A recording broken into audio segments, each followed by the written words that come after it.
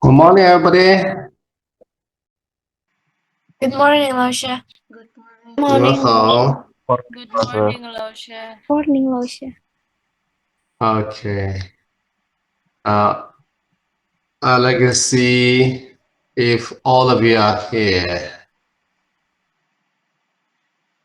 洪梦薇、到了是唐莎莎、到老师。洪威廉、到了是李彤、到老师。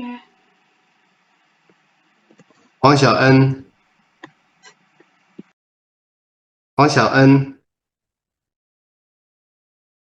杜亚薇、欧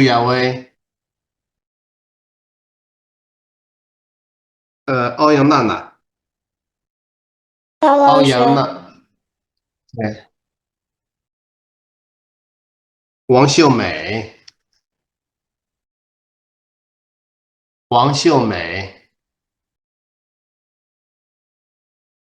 方明梅。到老师。 OK。包群飞、到老师。新美、到老师。赵颖爱。到老师。对，王美花、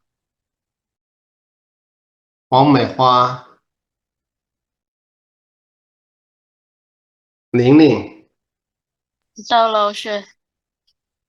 OK。倪霞。到老师。 OK。小七。到老师。林永富。到老师。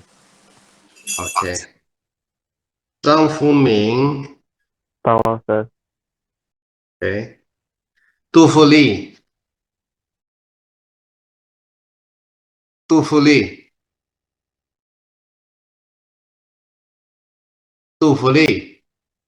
伊普拉辛。到老师。 OK。And 杜富丽 and Iplasin, you have to hand in your homework every week. OK 老师。 I haven't received your homework. I haven't. Could you please tell Du Fuli to hand in your homework? Okay? OK 老师。 Okay, thank you.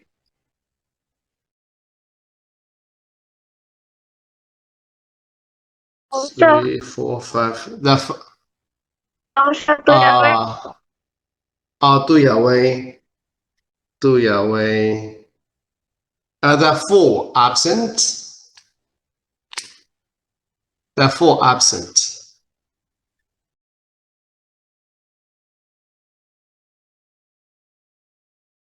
Okay, now let's begin our class.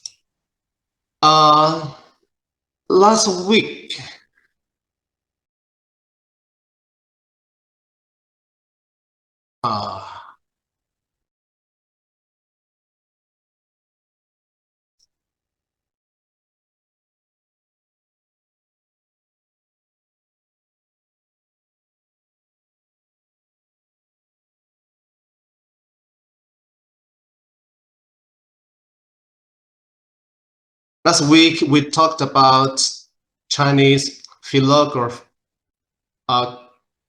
calligraphy. Yeah, and we learned the main five scripts. And on tours of Chinese calligraphy, 我们叫文房四宝。The tours are ink, writing brush, ink, rice paper, inkstone, 叫文房四宝。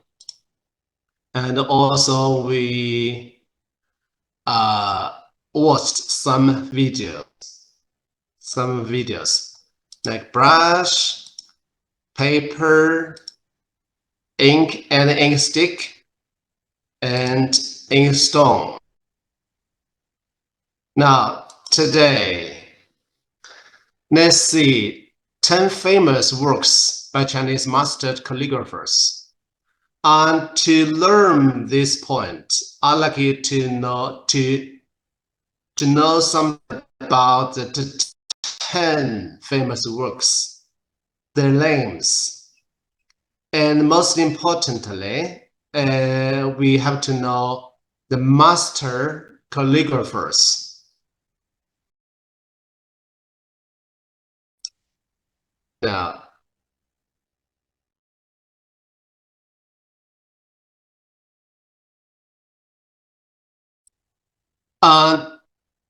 the 10 famous works are very precious treasures in Chinese calligraphy called calligraphy.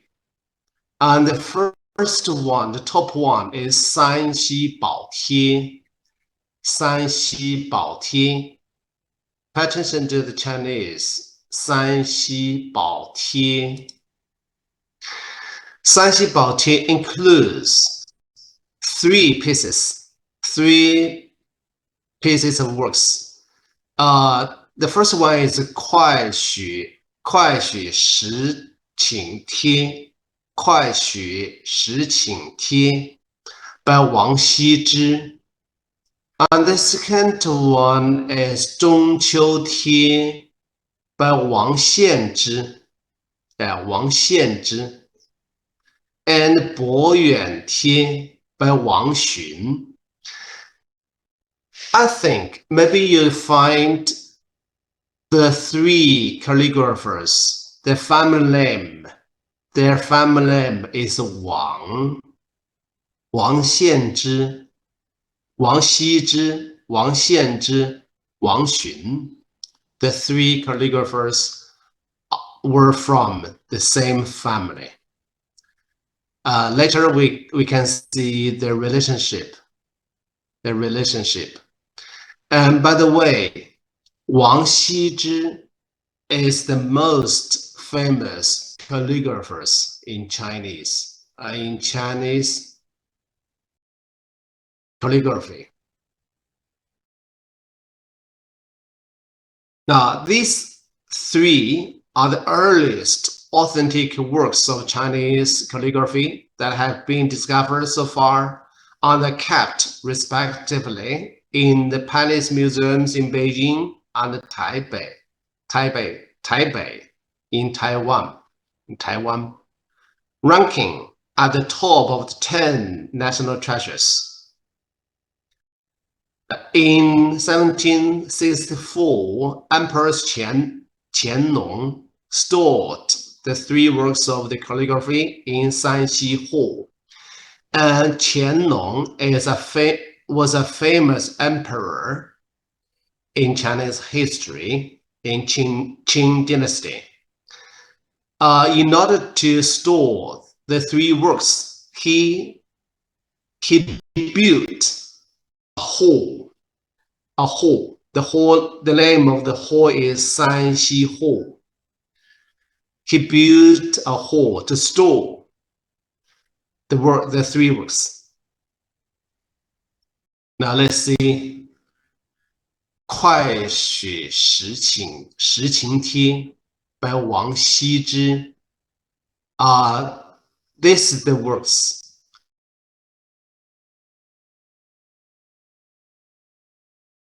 Writing of Wang Xizhi in the right hand. And on the left hand, the words that were from different people, not by Wang Xizhi. Now, this is the only piece of Wang Xizhi's original works that still remains today. It contains 4 lines of 28 words. 28 words. We just see a few words, not all the 28 words. It is a family letter illustrating Wang's exhilaration on a clear day after snowfall and his greeting to family members. Emperor Qianlong cherished this piece of work so much that he asked people to engrave the whole passage onto stone. So this is quite famous. And this is 中秋贴 by Wang Xianzhi. Now, Wang Xianzhi was the 7th son of Wang Xizhi. So Wang Xizhi was the father of Wang Xianzhi. One of his most valuable works in the middle of the character Xianzhi. It's quite famous. 中秋 is an uncompleted copy of 宝镜斋发帖 and 12月葛帖 yeah, a copy of. However, after careful study of the paper and writing brush that the calligrapher used, most scholars believe that this piece is one copied by VooV in the Song dynasty, which is equally valuable. Here, that means some scholars think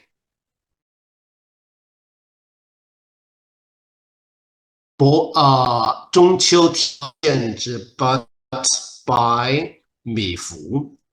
VooV was also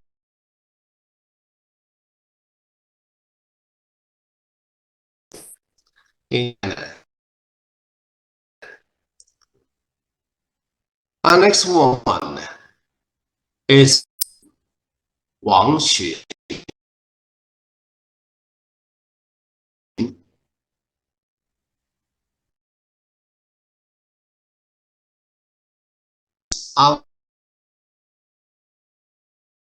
Is first to Bo Yuan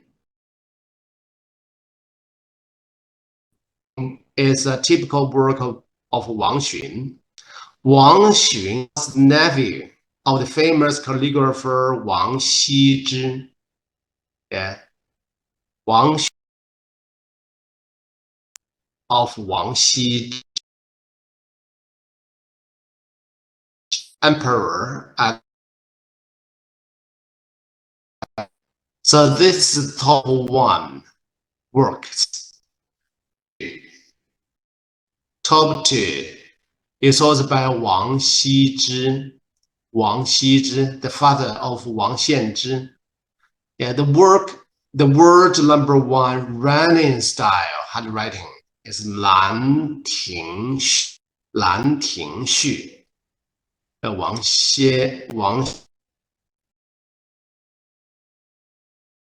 So this is the works, the calligraphical works.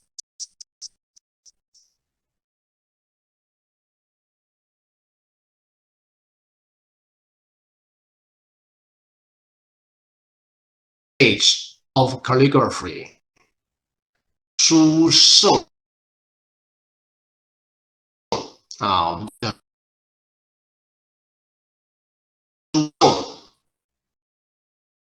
Wang Xizhi, on several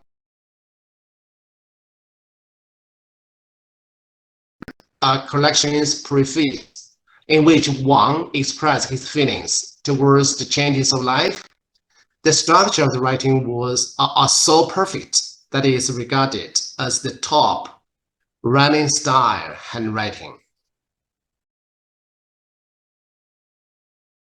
And the top three 的记直文稿 by 颜真卿。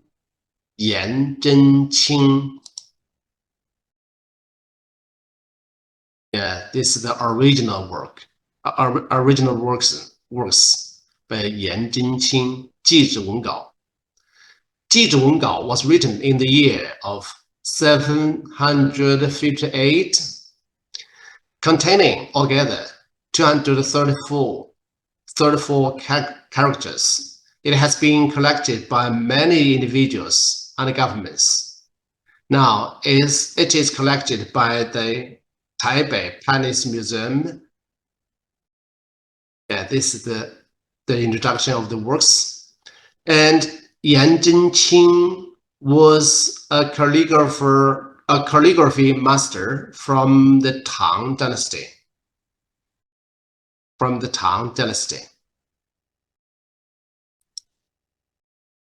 the top four, 黄州寒食帖 by 苏轼。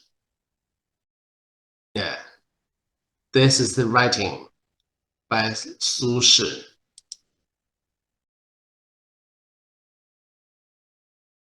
It was written in 1082 when Su Shi was relegated to Huangzhou due to the literary inquisition. Impoverished and depressed, he produced this poem on the cold food festival 叫寒食。Besides being a painter and a calligrapher, Su Shi was one of the most influential poets and essayists during the Song dynasty. So Su Shi is quite famous in China. Chinese literature.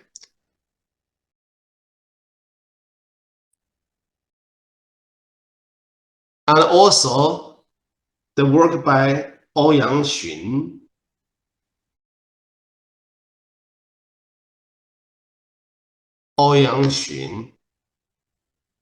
Top 5, the world's #1 regular style handwriting. 仲尼梦寄帖 by Ouyang Xun.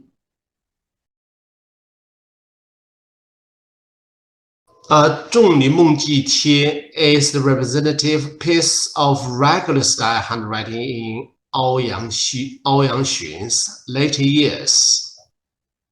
It very much resembles the 兰亭序 of Wang Xizhi. Yeah, 兰亭序, just now we learned as the top two, 兰亭序 by Wang Xizhi, which shows that Ouyang has learned from Wang, but also made some of his great improvements. Ouyang Xun was a calligrapher of the early Tang dynasty. Ouyang Xun, his family name is Ouyang. His given name is Xun.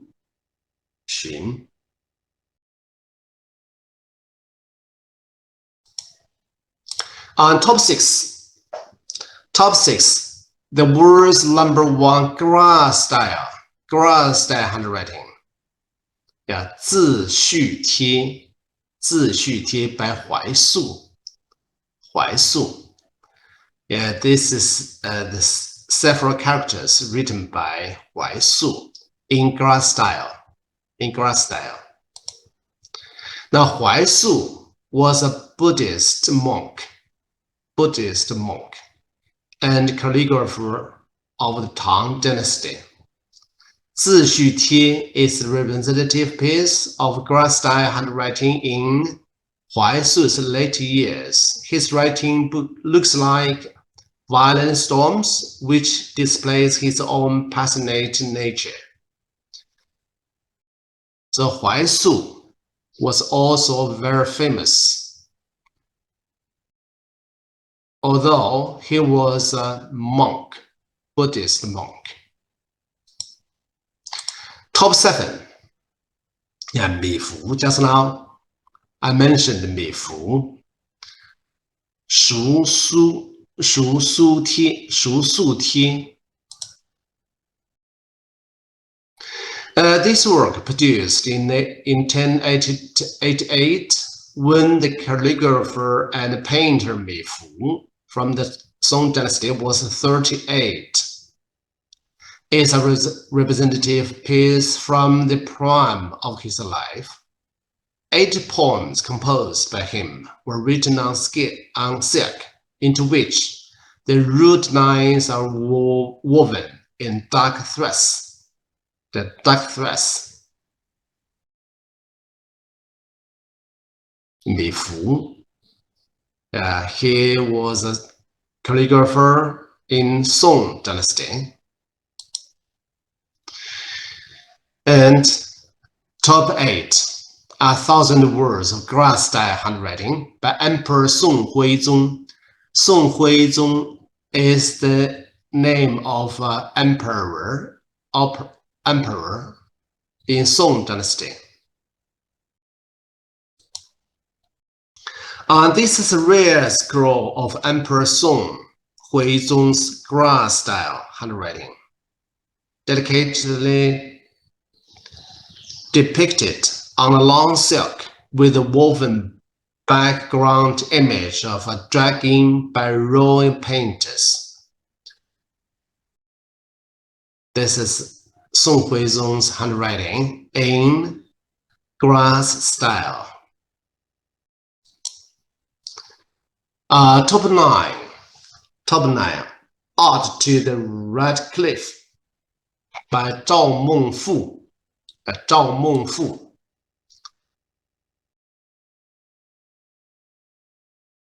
Yeah, this is his handwriting. Zhao Mengfu. Zhao Mengfu, during the Yuan dynasty, was a versatile man who was good at poetry, painting, calligraphy, and also music. Yeah. The reason his works had such a lasting influence on the whole Yuan, Ming, and Qing dynasties is probably because of his great accomplishments in the arts and his clear understanding of so many customs. Yeah.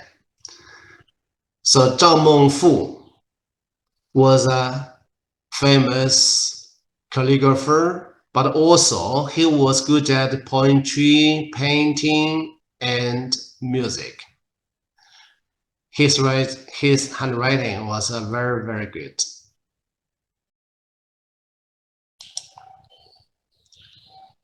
Now, top 10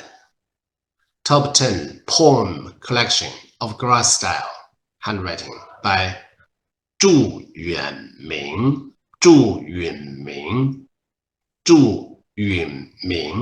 Yunming.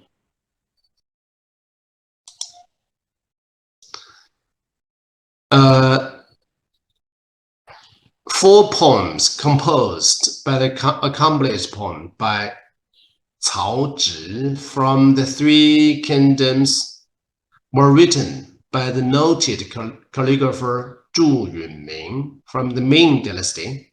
So Zhu Yunming was from Ming dynasty on the paper, which has become one of Zhu's representative works. So this is the top 10 works of calligraphy in China. Now let's come to next one, Chinese painting.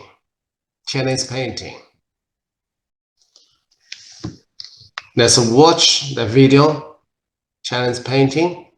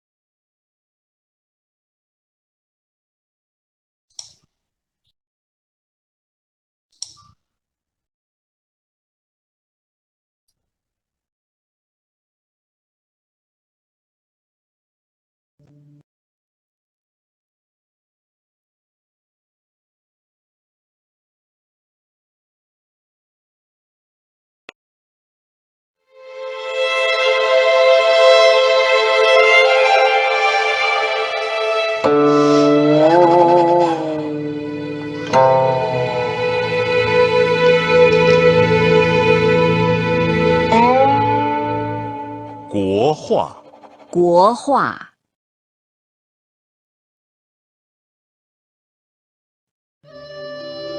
Red, green, black, white, heavy, light, dry and wet changes of water and ink on paper show the mysteries of traditional Chinese painting.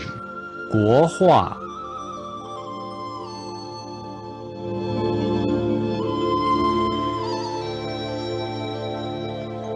Tools and materials involve writing brushes, ink, colored ink, rice paper, and silk. The hardness or softness of brushes, paper absorbency, and color determine the features of 国画.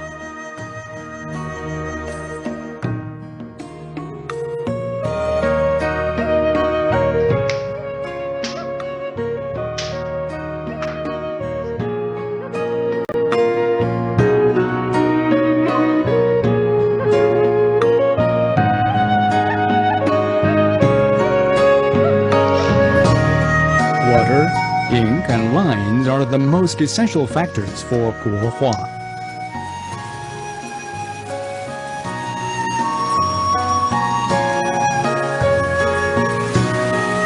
Unlike Western paintings, 国画 doesn't use three dimensions or realism. Instead, paintings involve a unique Chinese view of scenery. It's very common that a Chinese painting is attached with a poem.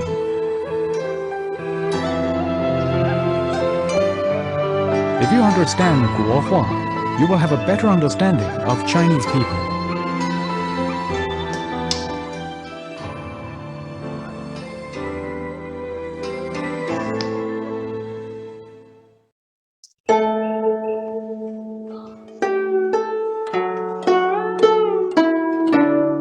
Guo Hua.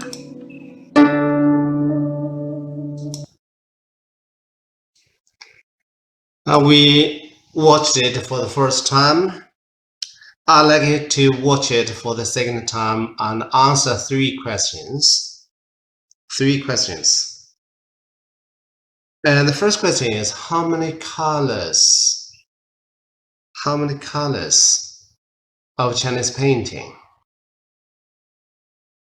And the second question is, what are the tools for Chinese painting? What are the tools for Chinese painting? And the third question is, what are the three essential factors of Chinese painting? What are the three essential factors? Have you got the three questions? Yes, sir. Okay, good.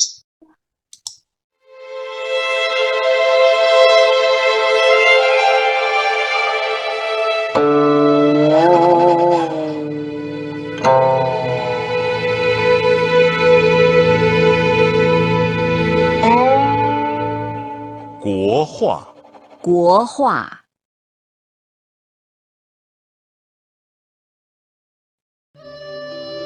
Red, green, black, white, heavy, light, dry and wet changes of water and ink on paper show the mysteries of traditional Chinese painting. 国画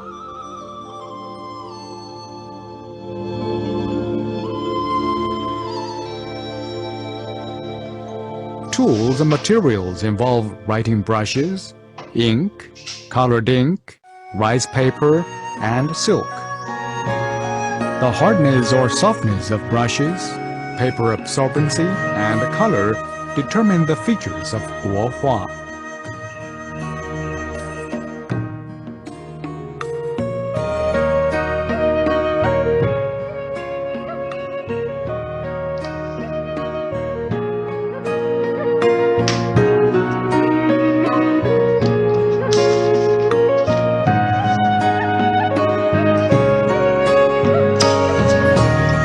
Water, ink, and lines are the most essential factors for 国画.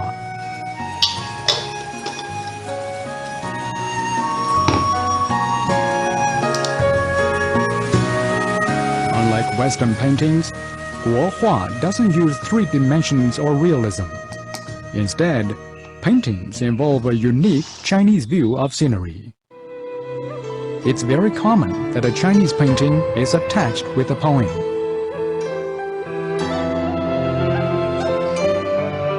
If you understand 国画, you will have a better understanding of Chinese people.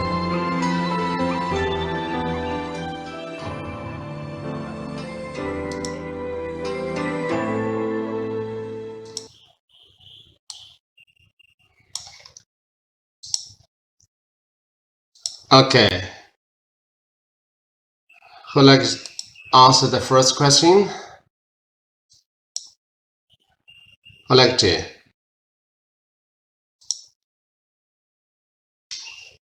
Hua Mingmei. Yeah, please. Oh, Hua Junfei. Who would like to answer the first question?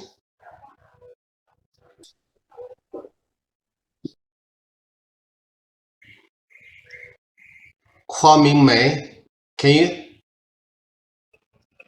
7. 7 colors. What are the 7 colors? What are they? Can you name the 7 colors?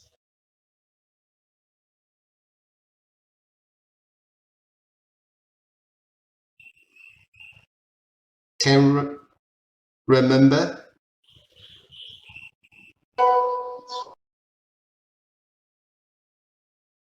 Okay. Thank you very much. Let's see, Tang Shasha. Tang Shasha. What are the tours? What are the tours of Chinese painting? Writing brushes, ink, color ink, rice paper, and silk. That's good. Okay, thank you. And next one, like Zhang Fuming. Zhang Fuming. Yes, master. Yeah. Can you tell me what are the 3 essential factors of Chinese, traditional Chinese painting? The 3 essential factors.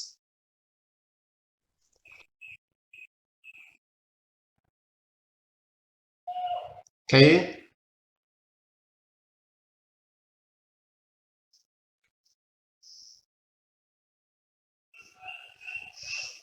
Hi, please say something. If you know, please say yes. If you don't know, please let me know.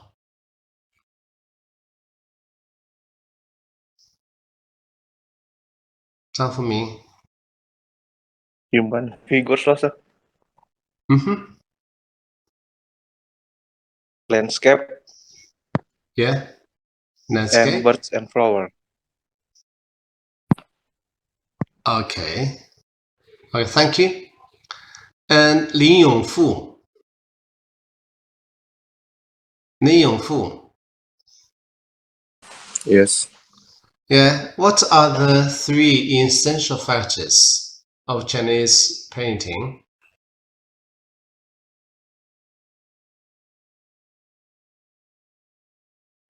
Yeah, please.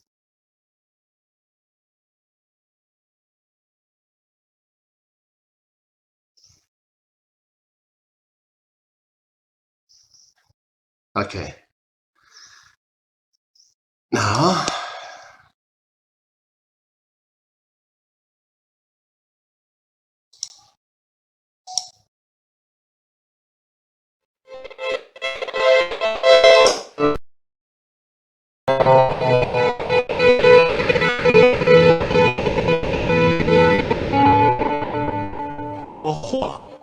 国画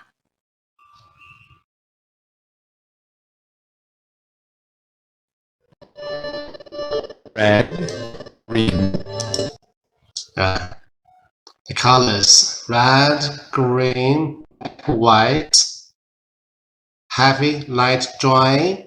I don't think heavy, light, dry are the colors, but heavy green, light green, yeah, only 4 colors. white. I changed the for show the mystery of traditional Chinese painting. 国画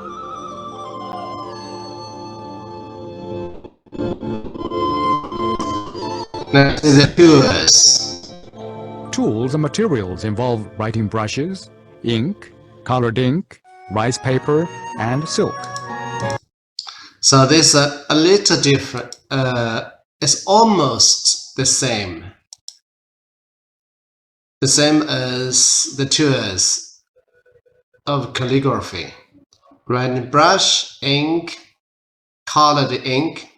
Some Chinese people write calligraphy in colored ink, like red or yellow, not just a black ink. A rice paper on a silk. The brush, paper, and the color.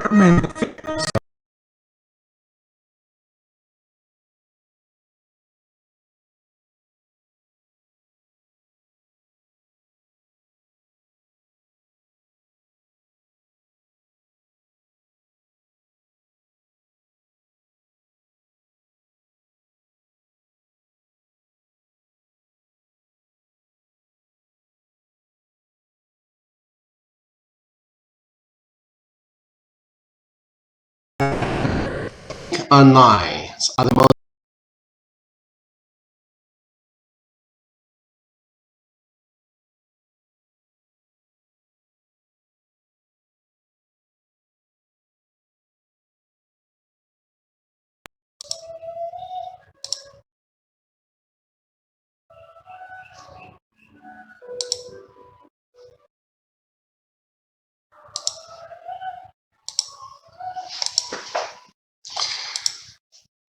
Now, we watched the video and get a general understanding of 国画 or traditional Chinese painting. This is the introduction of Chinese painting. Chinese painting has a long history. All the people around the world must be attracted by its beauty if they see it. It's rooted deeply in the soil of Chinese culture after thousands of years and has become one of the unique cultural treasures. It's another art pick, and its position in the world of art can never be replaced.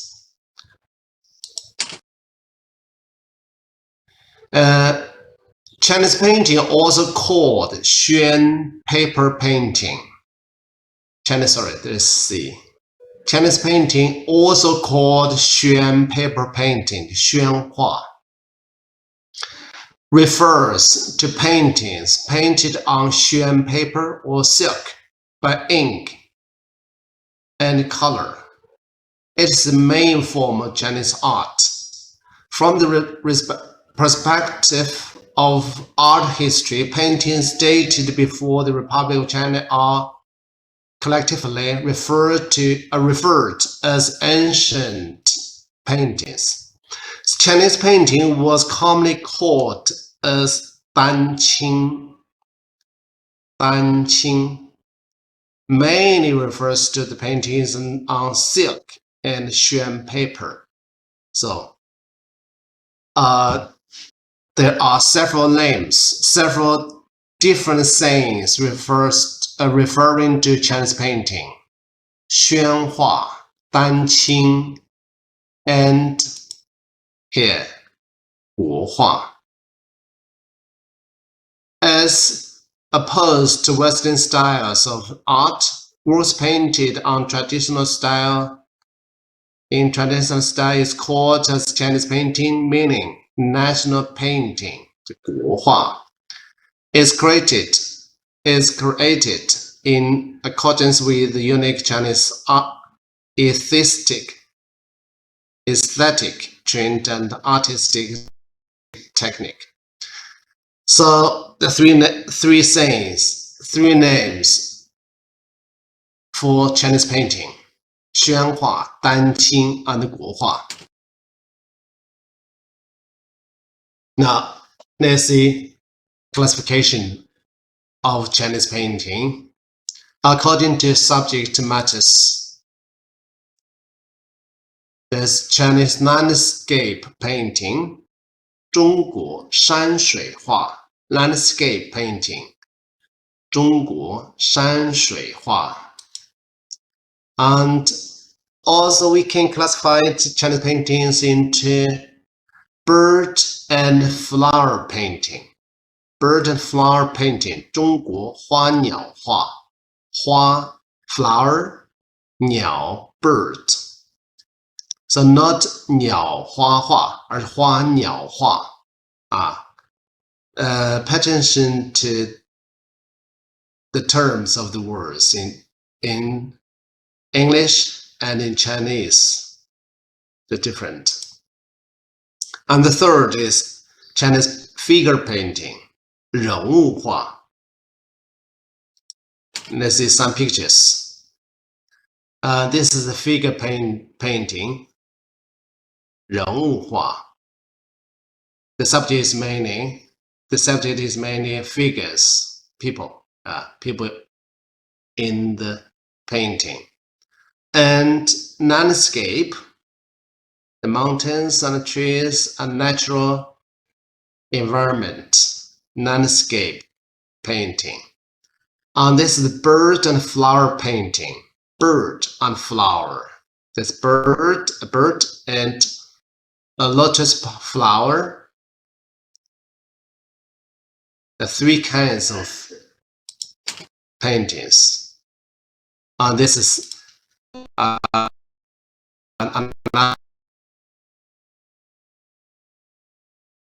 picture of figure painting. Character image highlights the characters in vivid, lovely, and unity of form and spirit.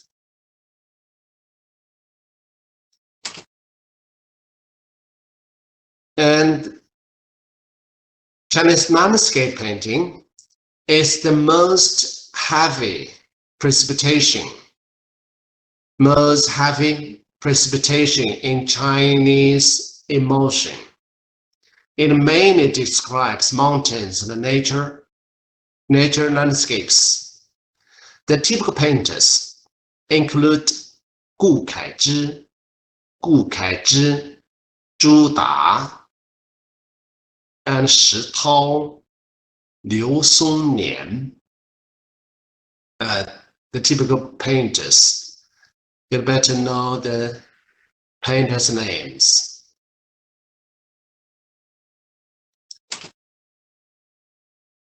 and bird and flower and bird painting. Bird and flower painting mainly depicts flowers, birds, fish, insects, etc. It includes 3 techniques: fine brushwork, freehand brushwork, and the currently form.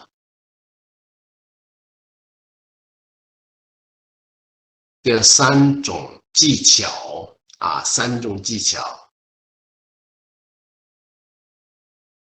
So this is the introduction of the 3 kinds of paintings. Now, according to the techniques, we can classify Chinese painting into 写意画 and 工笔画。写意画，写意 means freehand style. 工笔画 fine brush style. 那么写意画又可以分为大写意、小写意。The great freestyle, great freehand style, and slight freehand style. And 工笔画 can be classified into line drawing, 白描 and boneless painting, 木骨画 boneless painting, 木骨画 and 木骨画 can be classified into fine brush with heavy color, 工笔重彩 heavy color 重彩 and fine brush with light color 这是工笔淡彩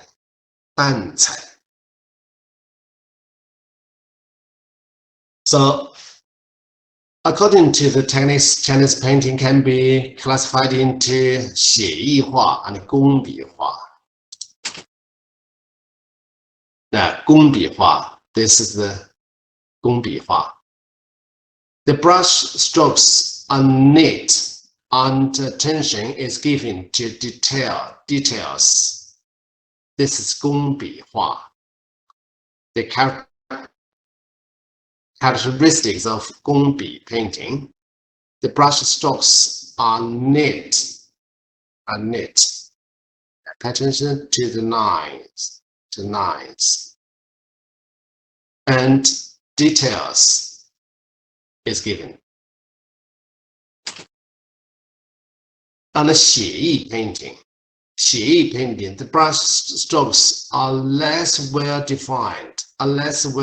Pay attention to the edges of the lips.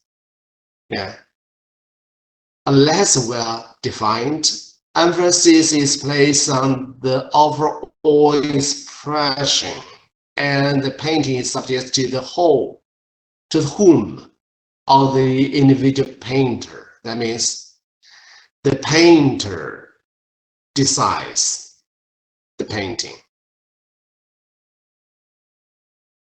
So this is 写意画。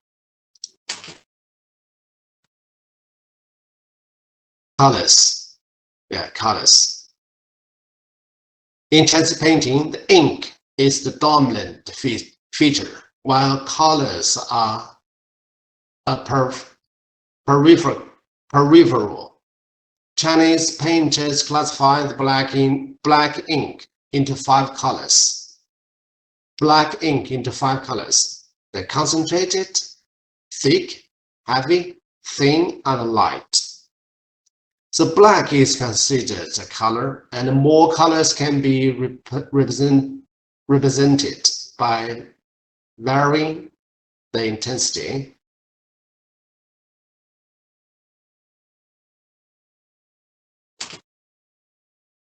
And also in Chinese painting, there's a white space. Also, we mean margin. Margin. White spaces are often seen in Chinese painting. white spaces. They are considered a part of the painting. They add life to the painting and give room for imagination. Their white space.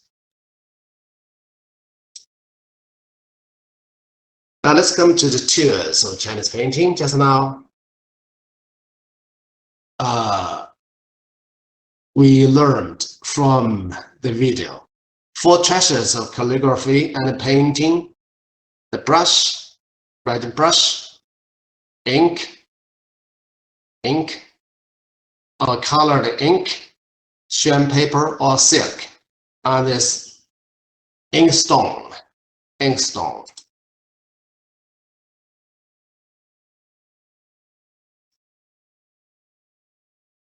More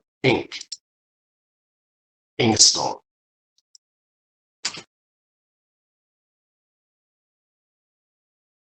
And here, these 4 gentlemen of Chinese painting, actually it means the 4 subjects, 4 plans of subjects painted by most Chinese painters. 4 plans refers also means 4 gentlemen of Chinese painting. The plum blossom, orchid, bamboo, and chrysanthemum， 就是李兰、竹、菊。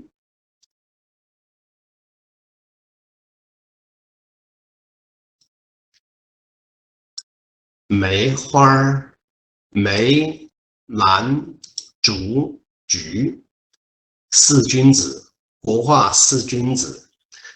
That is the common topic of Chinese painting. And unlucky to watch a short video.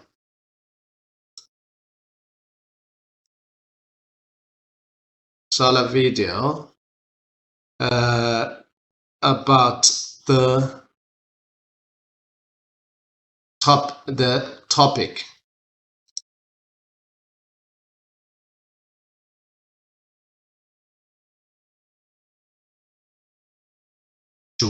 Yeah.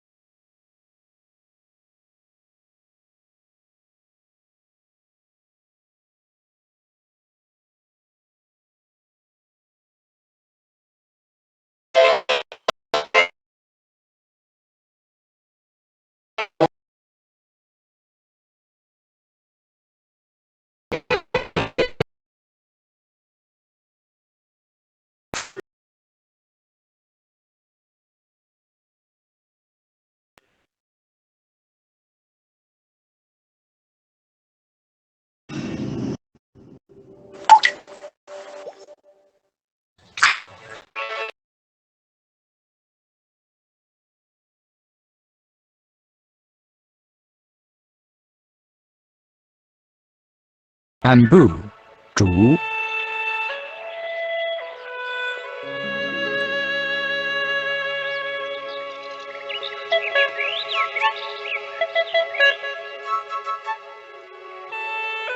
Chinese value the character of zhu.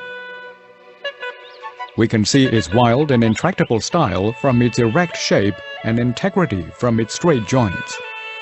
We can see tenacity in its unbendable branches.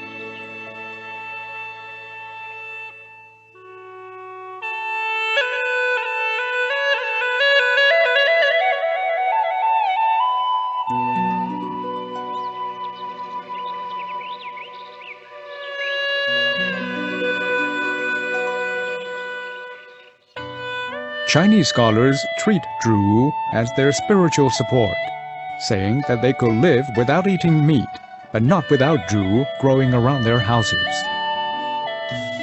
Zhu is everywhere in Chinese daily life.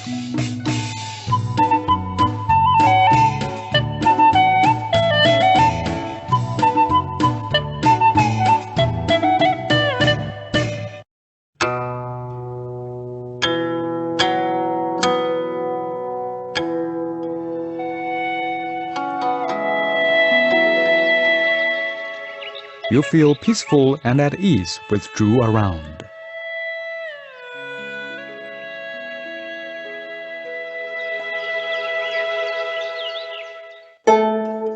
Zhu. 煮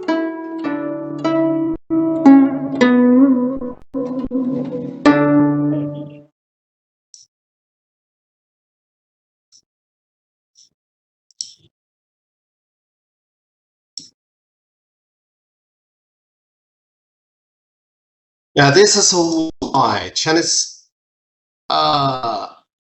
scholars or Chinese painters always draw Zhu. We can see the reason from the video. Now, this is all for the Chinese painting. And let's come to the third Chinese opera. Chinese opera has been acknowledged as one of the greatest ancient dramas in the world. Her the comedies of tragedies and the tragedies of Greece and Sanskrit drama of India. So there are three greatest ancient dramas in the world. One is comedies and tragedies and Greece. The second is the Sanskrit drama of India, and the third is Chinese drama, a Chinese opera. The Chinese opera is a traditional form of stage entertainment, and there's different elements of like mime, dance, song, dialect, swordplay, and acrobatics into one fluid, continuous flow. Gestures, movements, and expressions incorporated within each performance script come together to bring forth an impressive performance. Here, we'd better know the elements of Chinese opera: mime, dance, song, dialect, swordplay, and acrobatics, and also pay attention to gestures, movements, and expressions. In contrast to Western stage entertainment, which is subdivided into different categories such as opera, drama, and sketches, Chinese opera has remained faithful to its original format over centuries. So this is the difference between Chinese opera and Western stage entertainment. Their origin can be traced back to primitive society, but the prototype for Chinese opera actually appeared in Song Dynasty about 800 years ago. So pay attention to this one, the orange origin of Chinese opera is Song Dynasty. Although sharing common ancestors, Chinese opera boasts over 300 various distinct forms. The 300 different operas take their names from their places of origin. In a few minutes, I show you the main operas in China. These forms are generally discernible by the use of local dialects and distinct melodies. That means these forms, that means the local operas. Beijing opera is considered by most to be the most refined. So Beijing opera 我们称为国粹 the essence of Chinese culture, Beijing opera. Some Chinese ethnic minority groups have some local forms of operas. Altogether, more than 300 local operas. Now, here are the main operas in China: Beijing opera, Yue opera, 越剧, Huangmei opera, 黄梅戏, Yu opera, 豫剧, Peking, Ping opera, Kun opera, Hebei clapper opera, Chuan opera, Yue opera, Lü opera. And let's look into the operas one by one. First is Beijing opera, 京剧. A Beijing opera, once called Peking opera, is the most influential and representative of all operas in China. And it has a history of over 200 years. It's not long. So Beijing opera is also called 国粹. Beijing opera is a form of traditional Chinese theater which combines music, vocal performance, mime, dance, and acrobatics. It was extremely popular in the Qing dynasty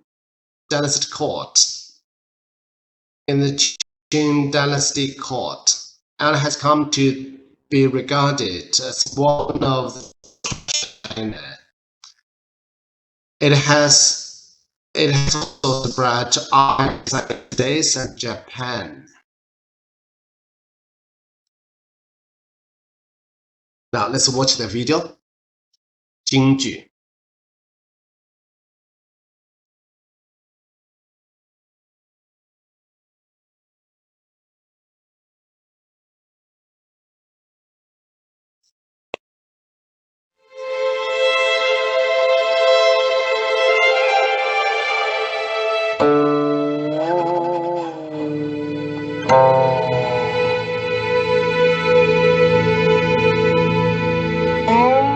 京剧京剧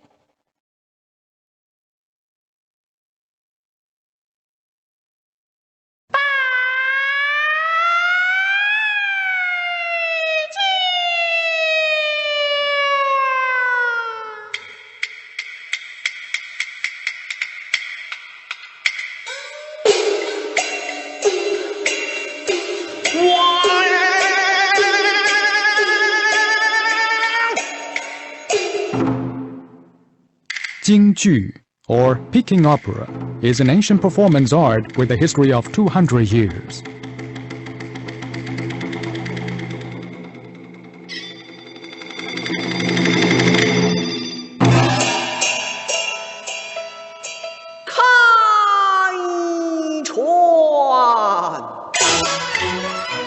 京剧has 4 kinds of roles, according to different identities and personalities.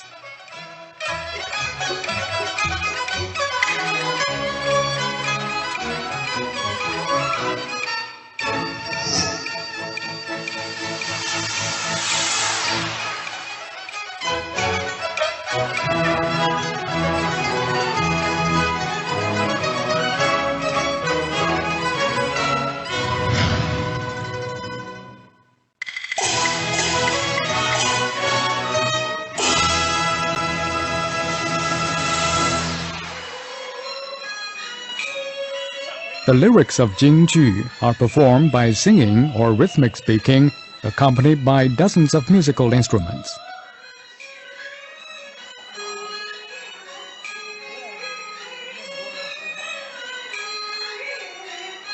Now, Jingju still enchants many Chinese people and foreigners with its unique charm.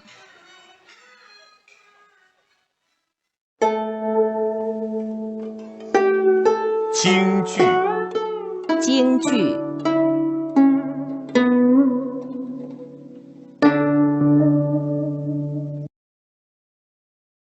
Now, let's watch it for the first time.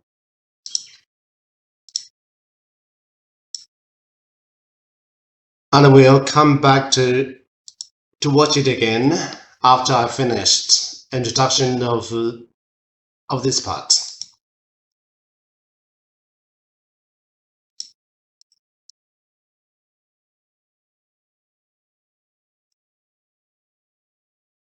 There are 4 roles in Beijing opera. 4 roles.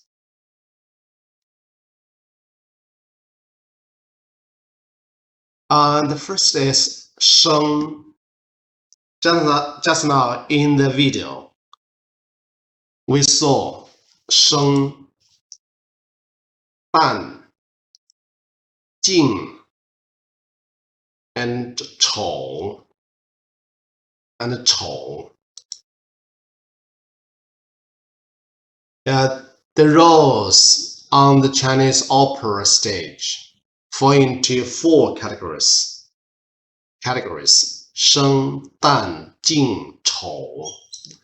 These roles have the natural features of this age and sex, as well as social status, and are artificially exaggerated by makeup, costume, and gestures. And the 4 roles on Chinese opera stage refers to the Chinese opera, not only Beijing opera.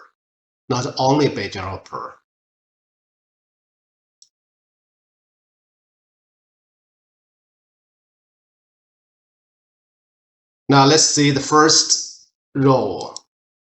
Sheng. Please look at the pictures. The pictures.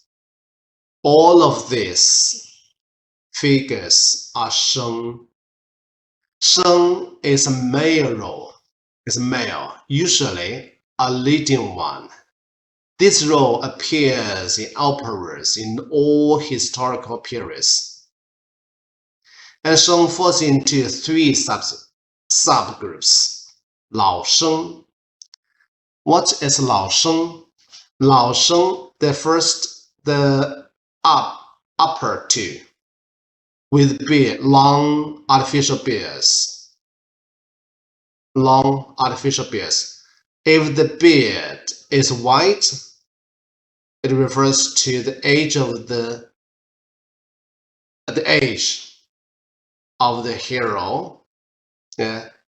Is old, and this is young or mid-aged. So his beard is black, but he has a long beard. And Xiao Sheng, this Xiao Sheng he has no beard, and he looks young. And Wu Sheng, there are 3 on our right hand. On the right hand, there are 3 五声. Yeah.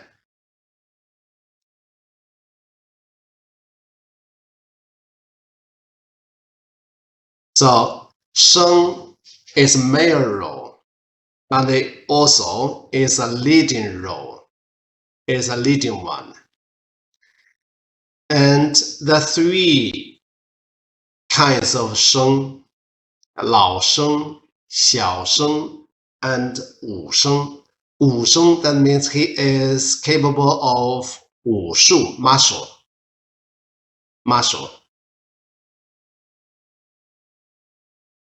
And 旦, on the pictures, there are 旦.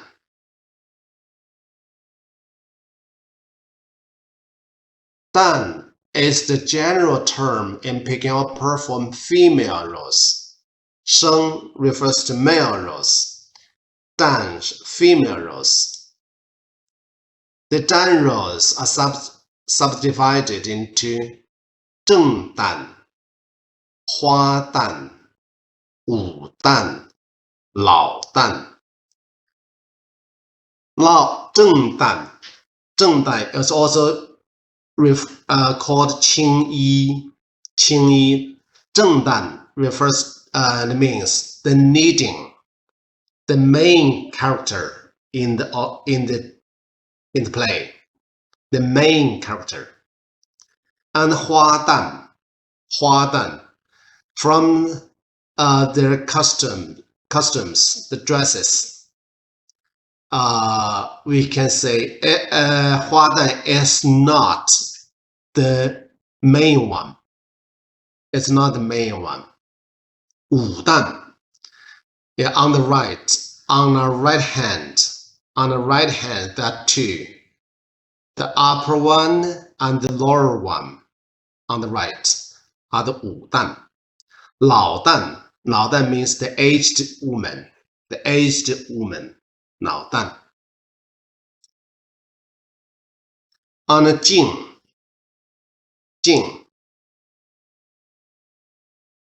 from the pictures we know 静, 花脸, colored face, yeah, painted face rose. 静 refers to painted face rose, known popularly as 花脸.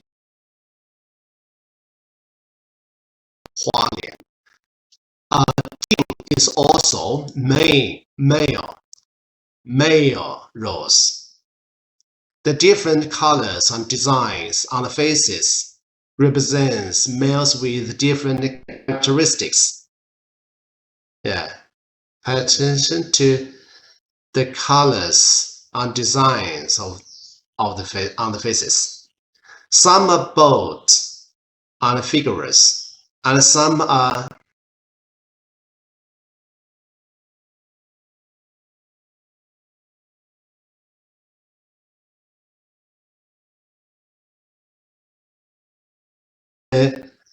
role, say or sing.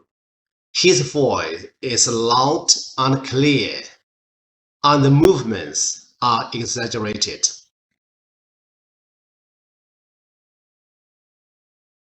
And the roles represent men of high social standing and good behavior, often called ministers. Yeah, this is Jing. 丑,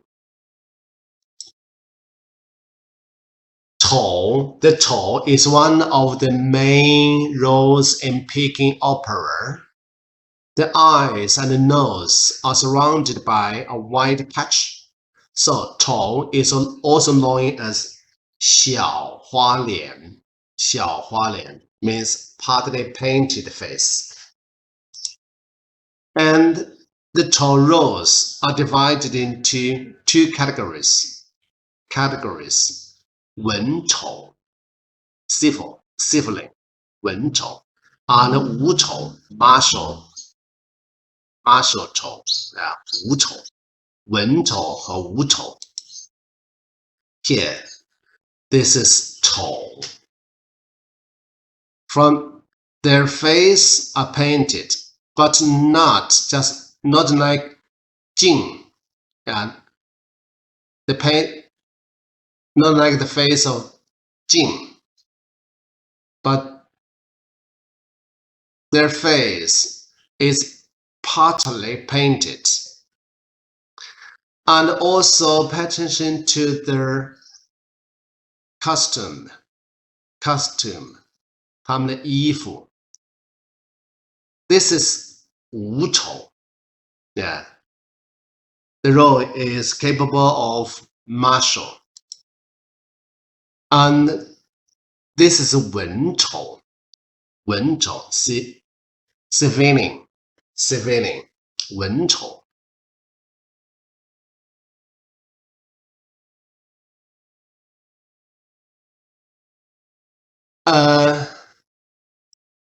There's some famous plays in Beijing Opera.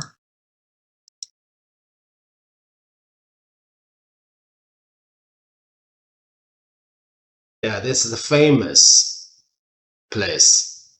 Actually, there are a lot of plays in Beijing Opera.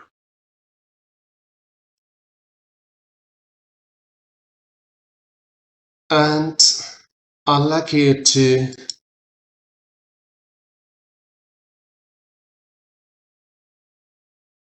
watch a short play of 京剧.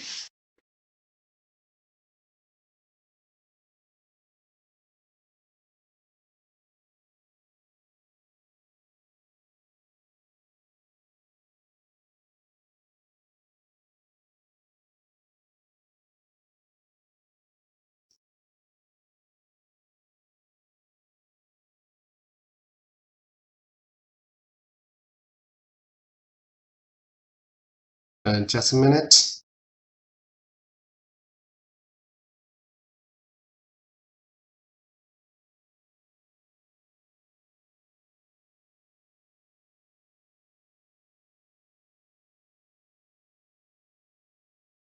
Sorry.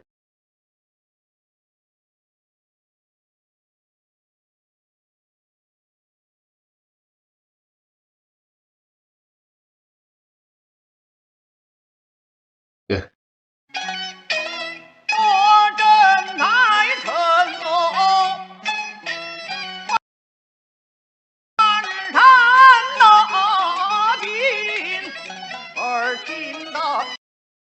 Sorry.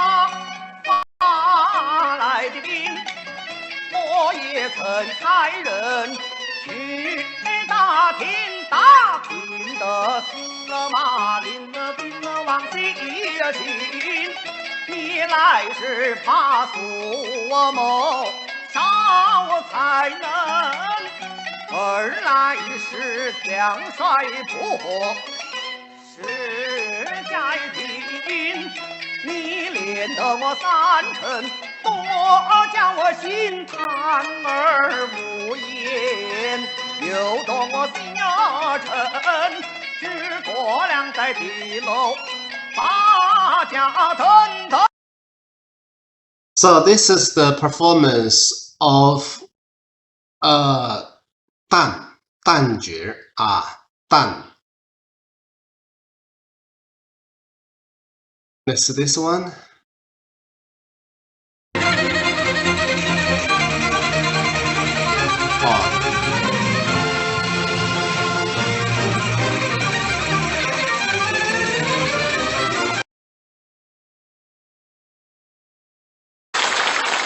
Sorry. 认真闷杀。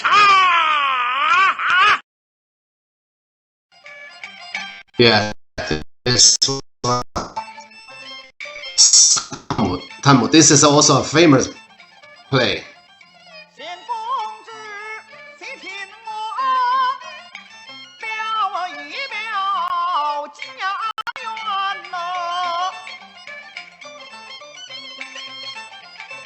This is 生老生生 the female one is 旦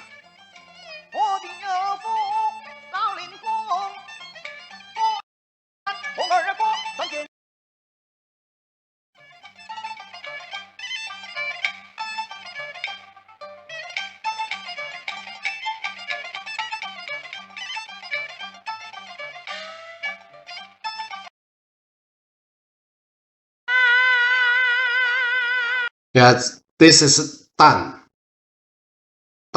而且是青衣，正旦。同志啊！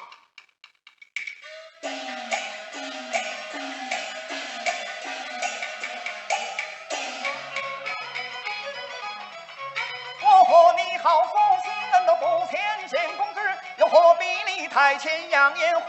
有一日愁眉得展，忘不了先公。Okay, we don't watch the video. And just now, we watched several videos about Beijing Opera. Yeah, Beijing Opera. The 4 rows. Yeah, 4 rows.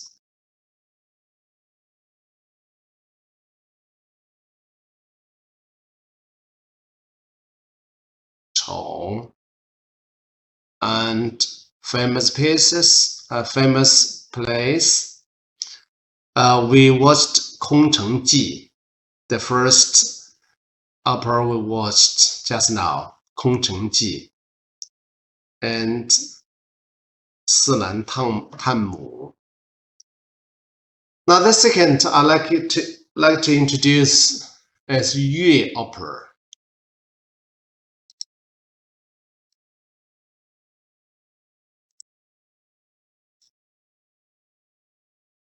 Yue opera.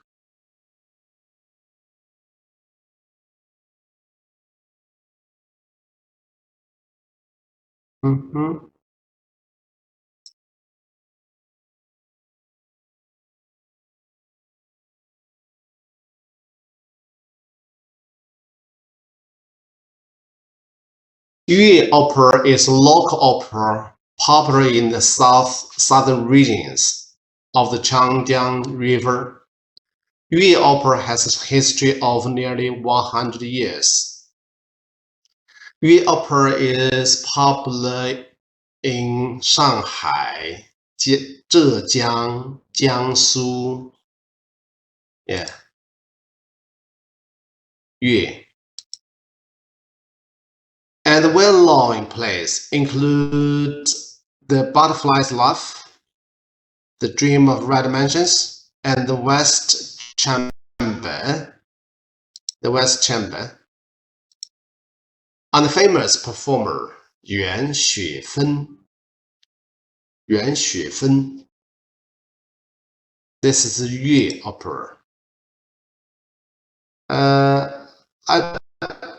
We don't have enough time to watch Yue opera.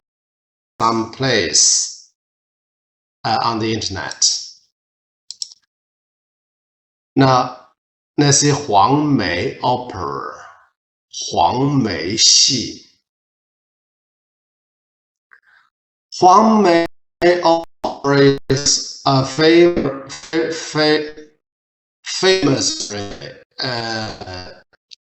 of the earnest operas. Once called Huang Mei Tu, is a local opera in Anhui province, was basically derived from Huang County. Yeah, of the well-known performers Yan Fengying, and the traditional plays are The Heavenly Maid and The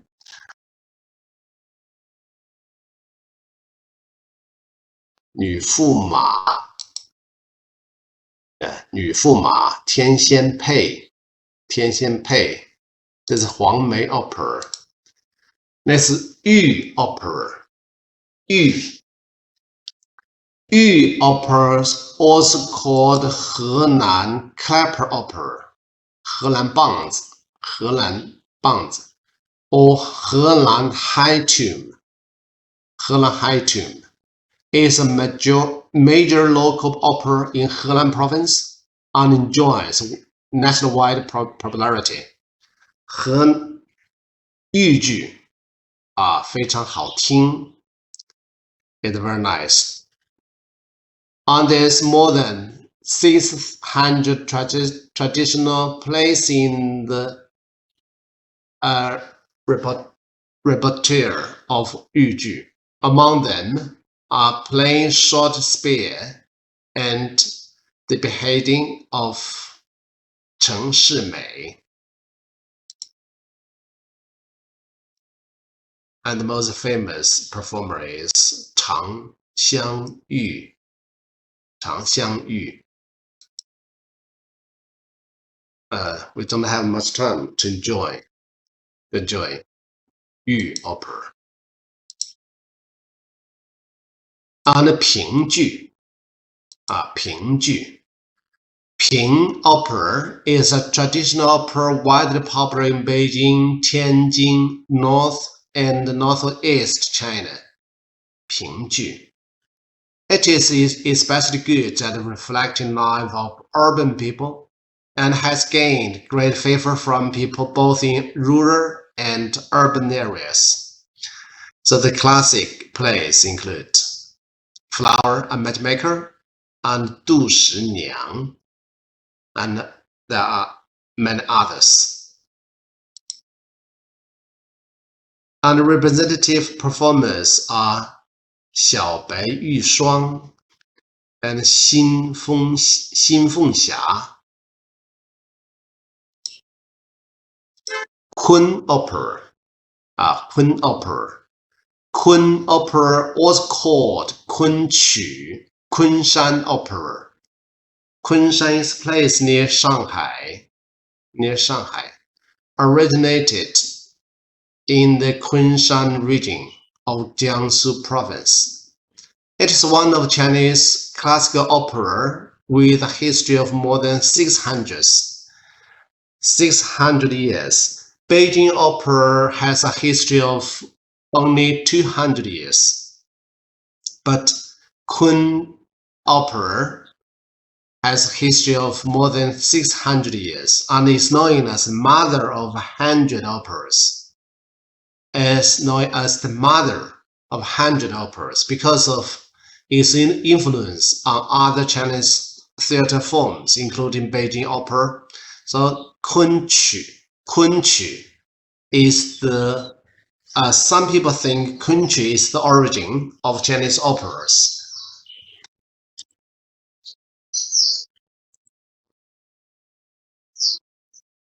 The traditional plays of Kun opera includes the Injustice to Du, the Western Chamber, the Page Blossom Fan, and others. And I'd like you to watch a short video of Kunqu and try best to compare Kunqu with Beijing opera.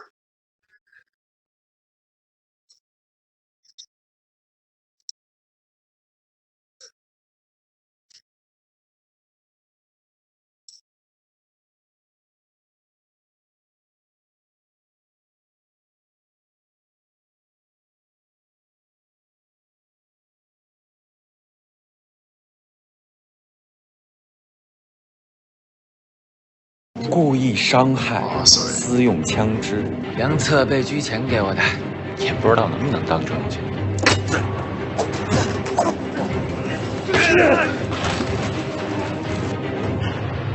This is an advertisement.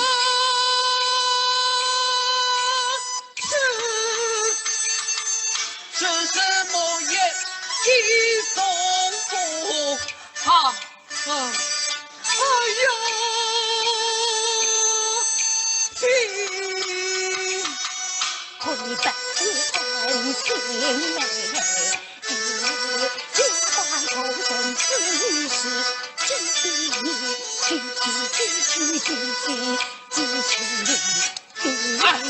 我乃是男子汉，申论中小一点，绝不做你第二题。金莫封山里，开南望才西，放江浪，江泉滔滔，待奴归家里去，奴归家里。不是百回，不是百回，就一。 So there are two roles in this play. One, this is a tall. Is tall. The female one is Dan. Dan. The female is Dan. She's the Dan, and the male is tall. The difference between 昆曲 and 京剧, can you tell us some difference?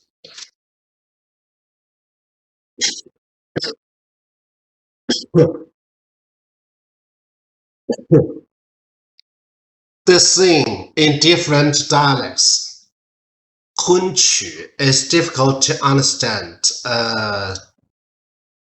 for a lot of Chinese people. For me, I can't understand the lyrics because it is the local dialect of Zhejiang. But Beijing opera is easier to understand to understand the lyrics. And the second difference is their customs, the dress or the clothes. Yeah, clothes. And the third one is the instruments, music instruments. And also the other differences.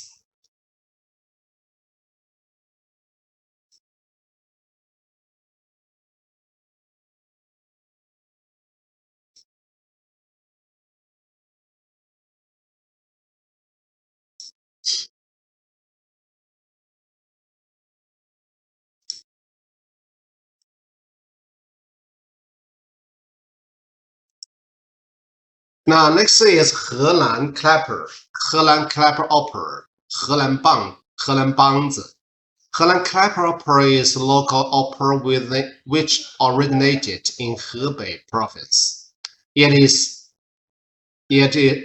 also became very popular in Beijing, Tianjin, and some regions of Hebei, Liaoning, Jilin, Heilongjiang, Inner Mongolia, and Shandong provinces. That means in the north of China. Hebei Clapper Opera is popular. Representative plays include the generals of Yang, Lucius Lantern, and Qin Xianglian. And next is Chuan Opera, Chuanju. Chuan Opera is one of the oldest local operas in China, mainly prevalent in Sichuan province and parts of Yunnan and Guizhou provinces. There are some unique and rare features of Chuan opera used to depict certain characters. They are perfectly integrated with the plot of the play, the mood, and the personality of the characters. The distinctive features of Chuan opera is the facial marks,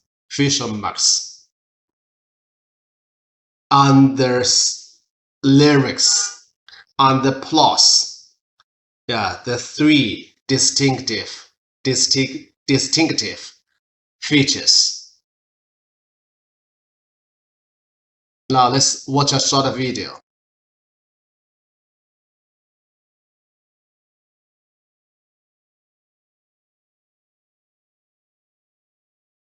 Sorry.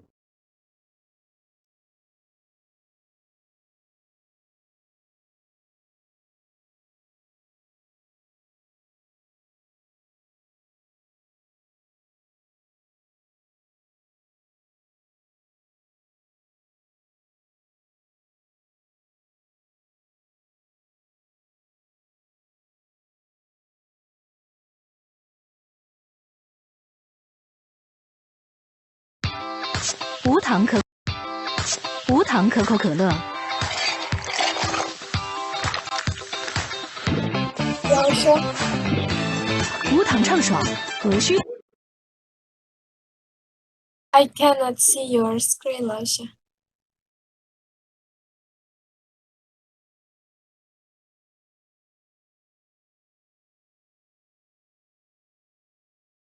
Oh, sorry. I like it to watch.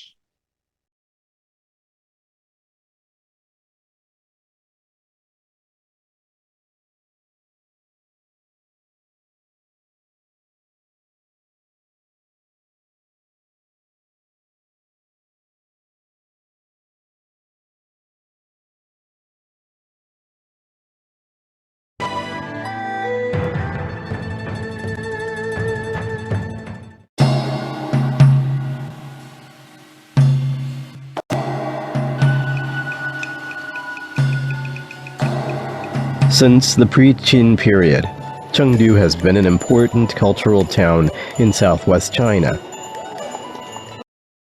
What really sets the city apart, culturally, is its What's it? You post the screen, 老师。You post the screen, 老师。哦，看不见了啊。OK。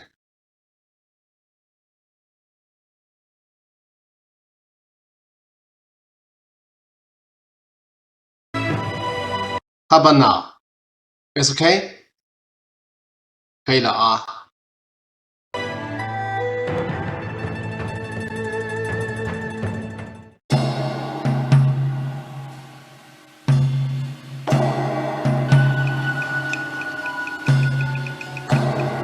Since the pre-Qin period, Chengdu has been an important cultural town in southwest China. But what really sets the city apart, culturally, is its opera, which is part of the Sichuan opera tradition. An important aspect of Sichuan opera is the magic of mask changing, also known as face changing, where vividly colored masks are changed within the blink of an eye, much to the amusement of the audience. In opera gardens and tea houses across the town, audiences wanting a glimpse of the local culture love to drink tea while listening to Sichuan opera and watching face changing.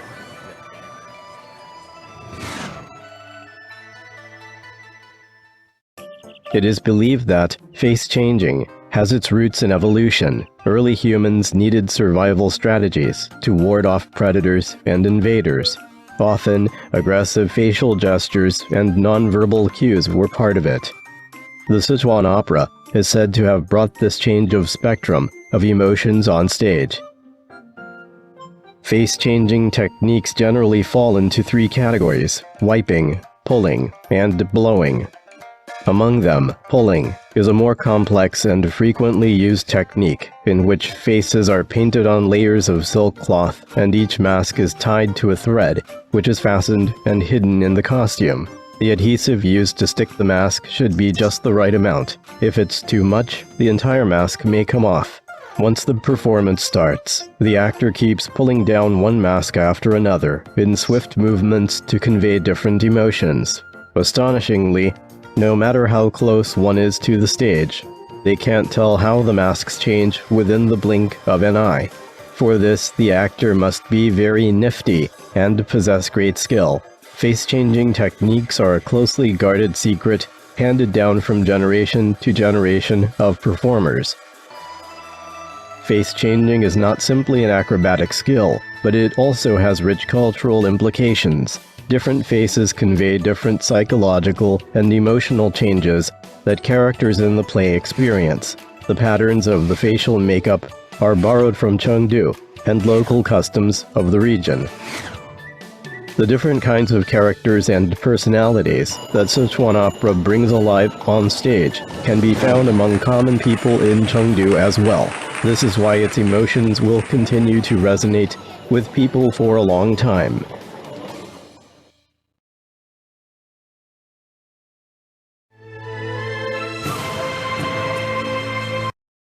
And this is a Sichuan opera I'd like you to watch it again and try to understand the magic of face changing, because Sichuan opera or face changing is quite unique in Chinese operas.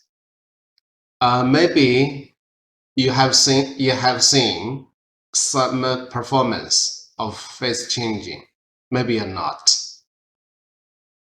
Okay, let's watch it again.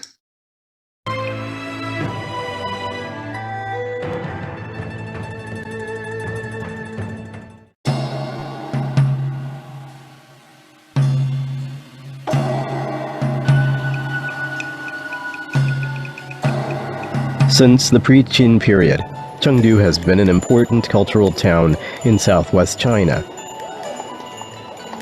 But what really sets the city apart, culturally, is its opera, which is part of the Sichuan opera tradition. An important aspect of Sichuan opera is the magic of mask changing, also known as face changing, where vividly colored masks are changed within the blink of an eye, much to the amusement of the audience. In opera gardens and tea houses across the town, audiences wanting a glimpse of the local culture love to drink tea while listening to Sichuan opera and watching face changing.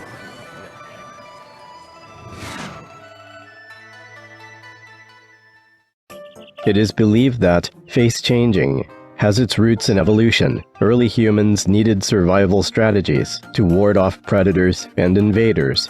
Often, aggressive facial gestures and nonverbal cues were part of it. The Sichuan opera is said to have brought this change of spectrum of emotions on stage. Face-changing techniques generally fall into three categories: wiping, pulling, and blowing.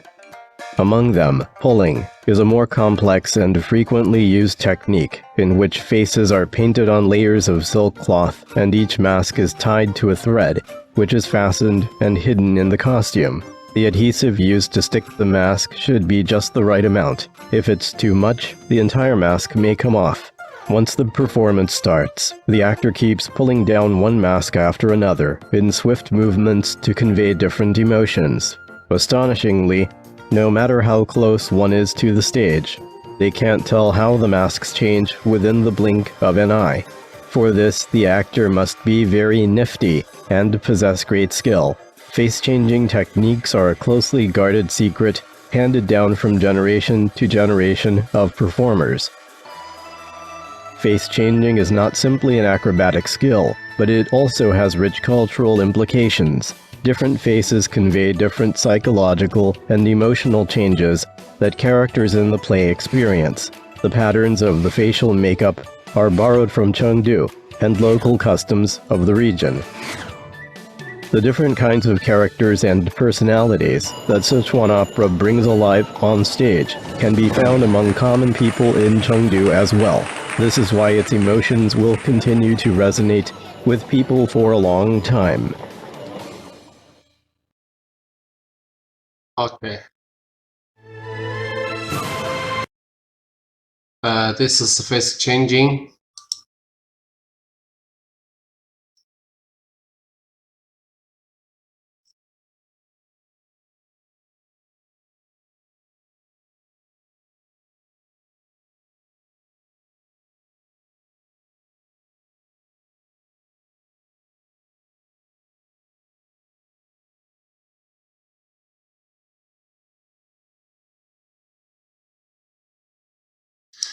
Next is Yue opera. Yue opera. Do you still remember this Yue opera? 那个粤有两个粤 opera, two Yue operas. In 拼音 the Yue opera, but in Chinese characters, that two different characters. One is Yue, and this Yue is different from the other, the previous Yue. Here, Yue refers to Guangdong. And just now, the Yue, 那个Yue,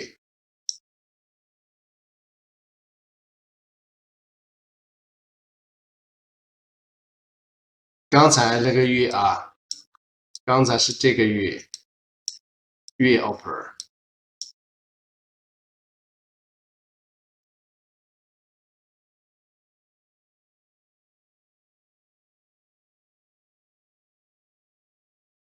Now this is 现在的乐 now 乐 is different from the prefers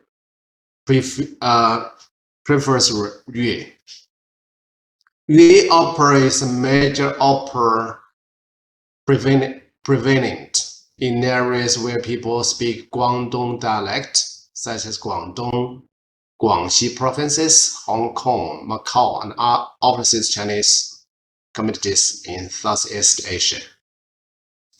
粤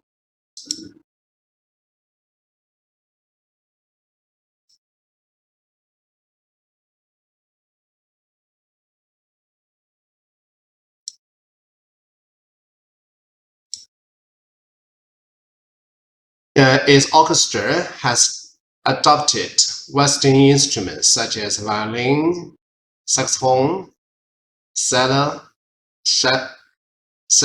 and double bass, in addition to Chinese traditional instruments like erhu, gaohu, sanxuan, and yueqin. In acting, stage scenery, and lighting, the techniques of modern drama and Western opera have been integrated. So this is the characters of Yue opera.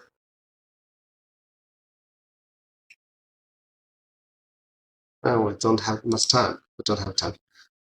Okay, I think we have to stop here today. There are two parts we left for the next period. One is Chinese musical instruments, and the next one, part 4. Part 4 is folk arts, Chinese folk arts. Yeah. Let's leave it for next period. Today's homework. Please introduce in Chinese through PPT. Oh, you can't. Okay. Scream.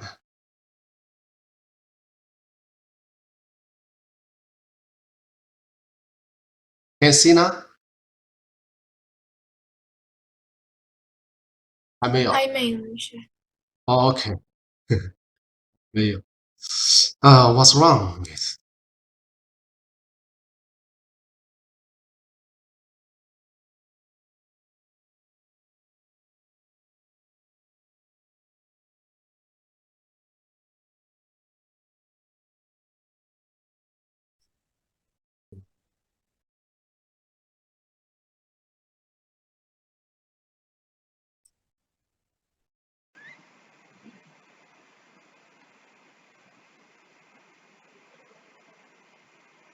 现在有了吗？现在有。现在可以了是。有了啊。Okay. There are 2 parts left for the next period. Okay. And the homework for today, one is introducing Chinese through PPT, one of the folk arts in your country. One of the folk arts.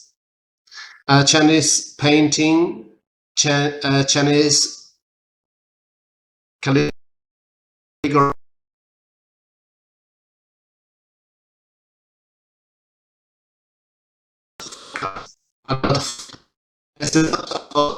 here.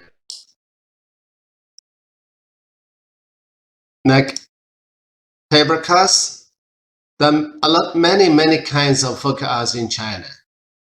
I just like to introduce 2 paper cuts and Chinese pumping art, and the many others. You can read the book, PPT, PDF book. And here, I'd like you to introduce one of your focus. Can you understand? Understand? Yes, Yes or no? Yes, Okay. Bye. Okay, next, please read and understand the following Chinese about focus and record it. Read and record it. 民间艺术是民众创作、使用和欣赏的艺术形式。民间艺术主题和内涵都是围绕趋利避害、求吉纳祥的心理需求来展开的，这也是人类自我保护的本能。艺术最主要的功能是满足精神追求，既有表达对未来的希望，也有愉悦精神的审美活动。与人的生活的衣食住行有关的一切活动和场所也离不开民间艺术的参与。民间艺术就是希望的艺术，是吉祥的艺术，是充满生命力的艺术。I like it to read and record it. And the third one is read chapter 7, traditional festivals in the PDF textbook. Next period, we'll talk about traditional festivals in China. Okay, that's all today, and see you next week. 好的，老师。 OK， 老师 ，Thank you。谢谢老师。谢谢老师，再见。好的，老师。Okay, see you. 再见。再见。谢谢老师。谢谢老师。谢谢。